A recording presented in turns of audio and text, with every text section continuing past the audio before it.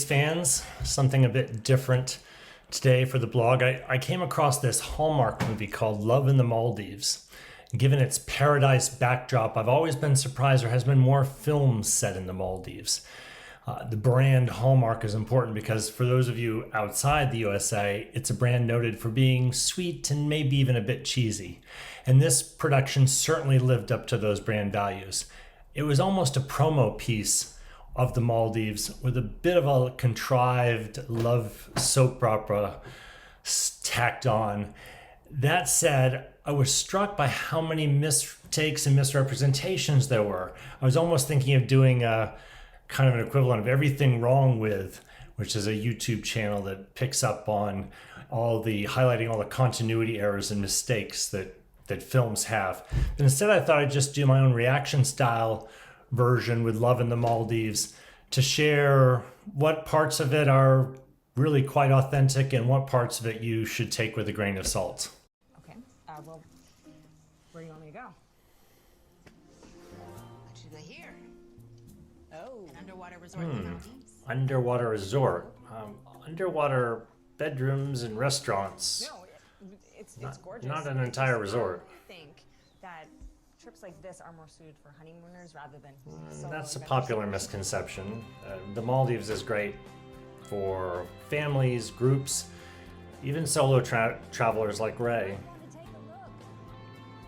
Seaplane transfers aren't great, but they are one of the best airplane views you will ever see. And this arrival is very authentic. The Bodubero drumming is very common. The numbers of staff coming to greet the guests. Checking your baggage is correct. That hand on heart greeting is a common greeting. I first saw it at Reethi Raw. The refreshing towelette, a little complimentary token like the flower garland is seen at several resorts. That's me. And the staff will know all the guests that are on the plane. They'll be able to figure out who's who. Oh, we'll bring that to your room for you. Oh, Is that all you have? yeah, that's all I need. Mosquito nets, iodine tablets, flashlights. Fresh coconut? Oh, geez. Coconut drink is common. Well, I can assure you, you won't be needing any of She's that right. with the For a Dorado. journalist, Ray didn't do much research on what you need in the Maldives. If you pause the video back there, you'll see that the resort that this is Conrad Rangali. And the word Conrad, the C has been blocked out and it says Anrad. You get a buggy ride, and there on Conrad there is this villa. It's called the Maraca Villa, not the Marata Villa. Oh, it's just me. I travel alone. It's kind of my thing. All right, I'm Jared. I'm the resort experience director. Ray. from Experience Icon director Magazine, does sound like Reservation a title you'd find at a Maldives resort. Thank you. Well, I'll be here to help you with any experience you might need for your magazine. What can you tell me about the Wandering Shipwreck? What about it? I write an adventure column, and that seems like a great fit. It is. It does. Unfortunately, it's more legend. than It's fact. not even What's a the real legend? legend. Well, the legend is that there was a ship called the Vatican Current that sank almost 100 years ago. It was carrying plundered treasure back to England. Every few years, someone claims to have found it. We actually call it the Wandering Shipwreck because every monsoon season, supposedly, it moves.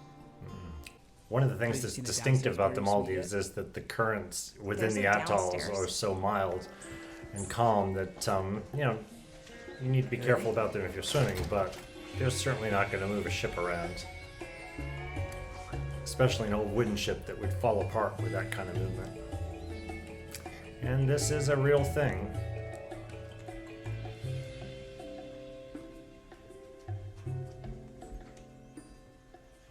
How's this even real? A decade of engineering, but what we're most proud of is what you can't really see. The structure was built to be part of the reef and give sanctuary to 1,000 species that call these waters home. That's a lot of fish. Fish, mollusks, crustaceans. Sharks? Absolutely. Hope that won't keep you out of the water. Oh, not at all. That has column potential. Can I swim with them? Yeah, sure. Nurse sharks and whale sharks are harmless. We do it all the Yeah. time. I actually recommend And it. There's reef a sharks. powerful peace being in the ocean. You're surrounded The by Maldives life, but has in with never yourself. had a true shark attack. It's a green sea turtle.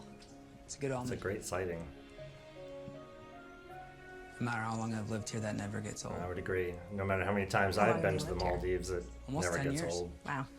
Yeah, I've been going for I 20 know. years, over 20 Maldives isn't years. just where I work, it's my home now. Since there's no shipwreck for me to find, I need another angle for my article. Where should I start? Well, I've actually put together a list of activities for you here at the resort. Okay.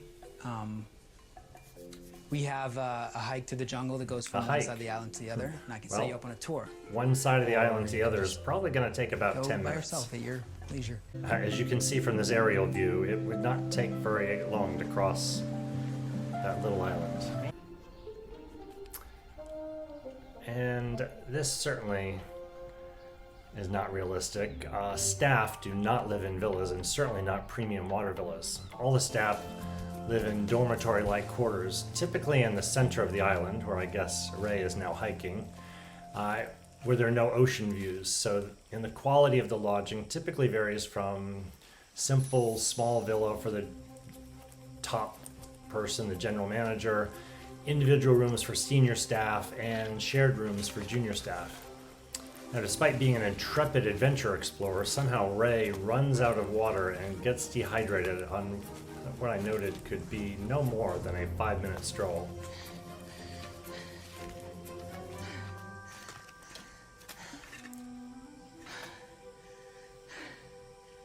I need to find a water source. Good evening, ladies. Are you enjoying your dinner? Yes, it's delicious and beautiful. This is a Was there anything else I can get very you to? good depiction of Yeah, underwater those are dining. Really good. Oh, and I imagine fresh. The freshest you've had. Yeah.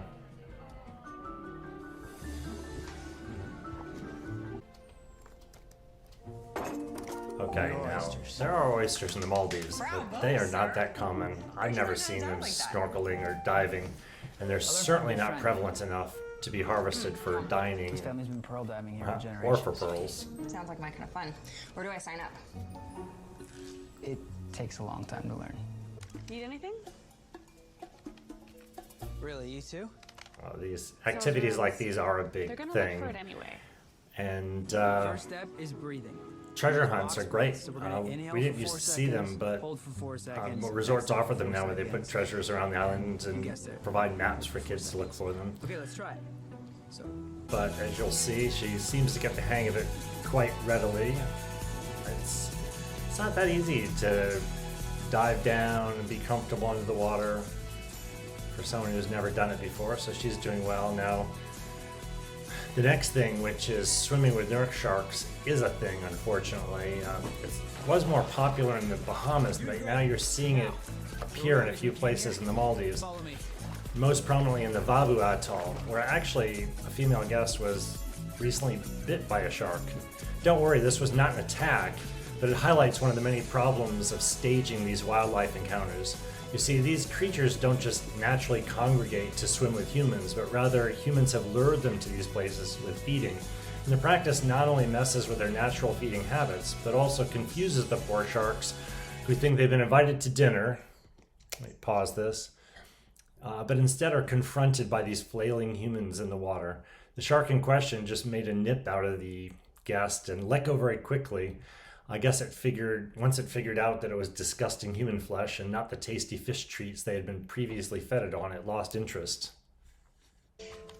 Thinking of finding something to do around here tonight. Oh, well, there is Sunset Samba at the Beach Oh, Pavilion. It's my I've night been to lead. long looking Dancing? for a resort to do ballroom We're having dancing. an underwater disco at the end of I the have week. seen an underwater disco, which has been done at the Niama Resort. This is a very authentic travel log of the capital city of Male. Big city, one of the most densely Every, populated in the most of world. the facts that Jared are sharing they're spot on.